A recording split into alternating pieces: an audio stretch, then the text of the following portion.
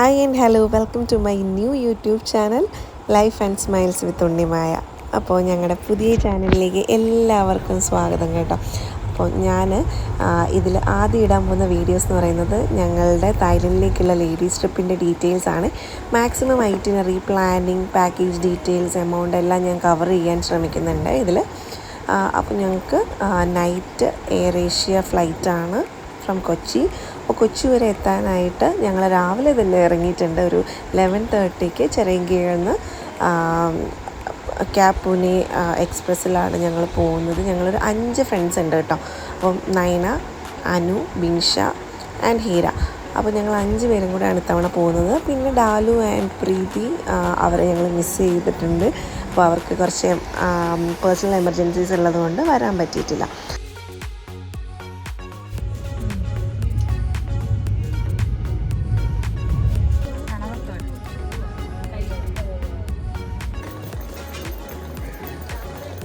നേരെ ആലുവയാണ് ഇറങ്ങിയത്.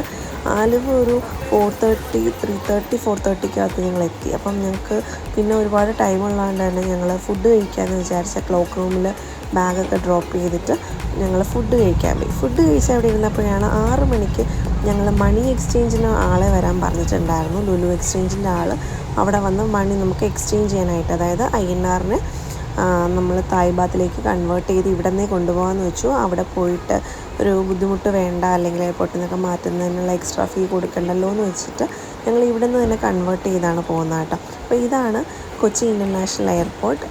ഇത് എൻ്റെയും ഹീരയുടെയും ഫസ്റ്റ് ഇൻ്റർനാഷണൽ ഫ്ലൈറ്റുമാണ് കേട്ടോ. അപ്പോൾ ഞങ്ങൾക്ക് കുറേ ടൈം അവിടെ ഉണ്ട്. അതായത് 11:30 ഫ്ലൈറ്റുള്ളൂ. ഞങ്ങളൊരു 6:30 ഞങ്ങൾ അകത്ത് കയറി കഴിഞ്ഞു. പക്ഷേ ടൈം പോകുന്നത് എങ്ങനെയെന്നൊന്നും ചോദിക്കരുത്. ഞങ്ങൾ ഇത്രയും ദിവസത്തെ കഥകളും ഇത്രയും നാളത്തെ ഞങ്ങളൊരു 3 വർഷമായിട്ട് ഞങ്ങൾ ട്രിപ്പ് പോകുന്നുണ്ട്. അപ്പോൾ ആദ്യമായിട്ടാണ് ഇൻ്റർനാഷണൽ ട്രിപ്പ് പിടിക്കുന്നത്. അതിനു മുമ്പ് വരെ നമ്മൾ എവിടെയെങ്കിലും ഇവരെ ലീവിന് വരുമ്പോൾ, 2 പേര് ദുബായിയാണ്, അപ്പോൾ അവർ ലീവിന് വരുമ്പോൾ എപ്പോഴെങ്കിലും ഞങ്ങൾ എവിടെയെങ്കിലും ഒന്ന് മീറ്റ് ചെയ്യും. ആദ്യം ഒരു ഗെറ്റ് ടുഗദർ പോലെയൊക്കെയാണ് സ്റ്റാർട്ട് ചെയ്തത്. അപ്പോൾ 3 ഇയേഴ്സായിട്ട് കണ്ടിന്യൂസ് ആയിട്ട് ഞങ്ങളത് ഒരു ട്രിപ്പ് പോലെ പോകുന്നുണ്ട്. അപ്പം ഒരു 9:30, 10 ആയപ്പോൾ തന്നെ നമുക്ക് ലഗേജൊക്കെ ചെക്ക് ഇൻ ചെയ്ത് കഴിഞ്ഞപ്പോൾ പിന്നെ എൻ്റെ ടിക്കറ്റ് ഞാൻ കുറച്ച് ലേറ്റായിട്ടാണ് എടുത്തത്. എൻ്റെ പാസ്പോർട്ട് റിന്യൂ ചെയ്യണമായിരുന്നു. അപ്പം അതുകൊണ്ട് ഞാൻ പിന്നെയാണ് ടിക്കറ്റ് എടുത്തത്. അപ്പോൾ ഞാൻ ഈ 4 പേരുടെയും കൂടെ അല്ല ഇരിക്കുന്നതെന്ന് പറഞ്ഞപ്പോൾ തന്നെ എൻ്റെ കിളി പോയി. അതും 3B, അതായത് നടുക്കത്തെ സീറ്റാണെന്ന് പറഞ്ഞപ്പോൾ 4 മണിക്കൂർ ഞാൻ അതിനകത്തിരുന്ന് സൈഡിൽ 2 പേരും ഇരുന്ന് എന്ത് ചെയ്യുമെന്നൊക്കെ ആലോചിച്ചു. ഞങ്ങൾ പിന്നെ ഇവിടെ നിന്ന് തന്നെ സിമ്മും എടുത്തിട്ടുണ്ടായിരുന്നു കേട്ടോ. ആ കണ്ട യെല്ലോ ഗ്രീൻ, ആ കടയുടെ പേര് എനിക്ക് ഓർമ്മയില്ല.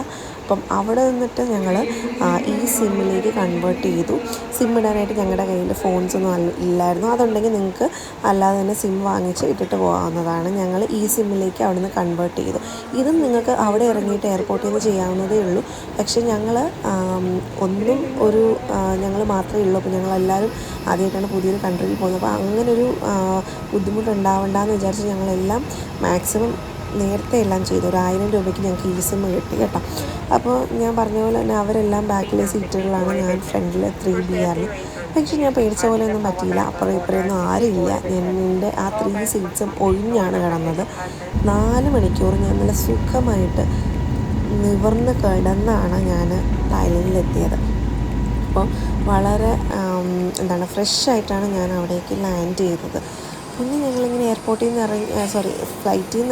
ഫ്ലൈറ്റിൽ നിന്ന് ബസ്സിൽ കയറുന്നതിൻ്റെ ഇടയിൽ ഞങ്ങൾ കുറച്ച് വീഡിയോസും കുറേ ഫണ്ണാക്കി അവിടെ നിന്ന് എന്തൊക്കെ ചെയ്തു. പിന്നെ ഇതിൽ കയറിക്കഴിഞ്ഞതിന് ശേഷം ഞങ്ങളിങ്ങനെ നോക്കിക്കൊണ്ടിരുന്നപ്പോഴാണ് ഹീരയുടെ ഇങ്ങനെ വീഡിയോ എടുത്തിട്ടുണ്ടപ്പോൾ ഹീര എനിക്ക് പെട്ടെന്നൊരു മെസ്സേജ് വന്നിട്ട് എന്നെ കാണിച്ച് തന്നു. ഹീരയുടെ കുഞ്ഞിന് 2.5 വയസ്സേ ഉള്ളൂ കേട്ടോ. അപ്പം കുഞ്ഞിനെ മാറി നിന്നിട്ട് ആദ്യമായിട്ടാണ് അപ്പം കുഞ്ഞൊരു വീഡിയോ ഒക്കെ അയച്ചു എന്ന് പറഞ്ഞിട്ട് കാണിച്ചത്. ശരിക്കും നമ്മുടെ പാരൻസ്, ഹസ്ബൻഡ്, കുഞ്ഞുങ്ങളുടെയൊക്കെ സപ്പോർട്ട് ഉള്ളതുകൊണ്ടാണ് കേട്ടോ ഞങ്ങൾക്ക് ഇങ്ങനെ ഒരു ട്രിപ്പിനൊരു 4-5 ദിവസമൊക്കെ മാറി നിൽക്കാൻ തന്നെ പറ്റുന്നത്. അപ്പോൾ അത് ഇനിയും നടക്കട്ടെ എന്ന് പ്രാർത്ഥിക്കുന്നു. അപ്പോൾ ഞങ്ങൾ ലാൻഡ് ചെയ്തിട്ട് അവിടെ തന്നെ ഒന്ന് ഫ്രഷപ്പ് ആയിട്ടാണ് ഞങ്ങൾ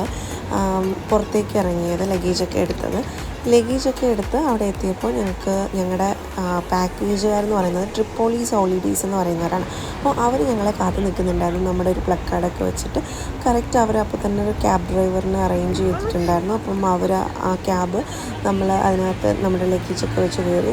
ശരിക്കും ഇങ്ങനത്തെ ഒരു വണ്ടി ഞാൻ ആദ്യമായിട്ടാണ് കാണുന്നത്. ഒരു 9 സീറ്റർ വണ്ടിയാണ് കേട്ടോ. ശരിക്കും നമുക്ക് ഇരുന്നും കിടന്നും ഒക്കെ യാത്ര ചെയ്യാം. ഭയങ്കര ഒരു ലക്ഷൂറിയസ് ഫീലാണ് നമുക്ക് തോന്നിയത്. നല്ല രസമുണ്ട് കേട്ടോ. പിന്നെ ഞങ്ങൾക്ക് ഈ ഒരു യാത്രയിൽ തോന്നിയൊരു ഇതെന്ന് വെച്ച് കഴിഞ്ഞാൽ നമ്മളൊരു പുറത്തെ രാജ്യത്തെത്തി എന്നുള്ളൊരു ഫീലൊന്നും വരില്ല. നമ്മൾ ട്രിവാൻഡ്രം ടു തമിഴ്നാടൊക്കെ പോകുന്ന റൂട്ട് പോലെ ഒരു ഒഴിഞ്ഞ പ്രദേശത്തോടെയൊക്കെയാണ് ഞങ്ങൾ യാത്ര ചെയ്തത്. നേരെ ഞങ്ങൾ ഫ്രഷപ്പ് ആവാനായിട്ട് ഞങ്ങൾക്ക് ഒരു ഇൻ ബിറ്റ്വീൻ ഒരു സ്ഥലം തന്നിട്ടുണ്ടായിരുന്നു. അപ്പം അതാണ് ടൈഗർ ടോപ്പിയ എന്ന് പറഞ്ഞിട്ട്. അപ്പം അവിടെ തന്നെ ബ്രേക്ക്ഫാസ്റ്റും അറേഞ്ച് ചെയ്തിട്ടുണ്ടായിരുന്നു. ഇതുപോലെ വരുന്ന ഒരുപാട് ട്രാവലേഴ്സ് ഇവിടെ നിന്നാണ് ഫുഡ് കഴിക്കുന്നുണ്ടായിരുന്നത്. അപ്പോൾ ഇതെല്ലാം പാക്കേജിൽ ഇൻക്ലൂഡഡ് ആയിരുന്നു. ഞങ്ങൾ ഫുഡ് കഴിച്ചുകൊണ്ടിരുന്നപ്പോൾ എനിക്ക് എന്തോ ഒരു സ്മെല്ല് ഫീൽ ചെയ്യുന്നുണ്ട്. പക്ഷേ അത് എന്താണെന്ന് എനിക്ക് മനസ്സിലാവുന്നുണ്ടായിരുന്നില്ല.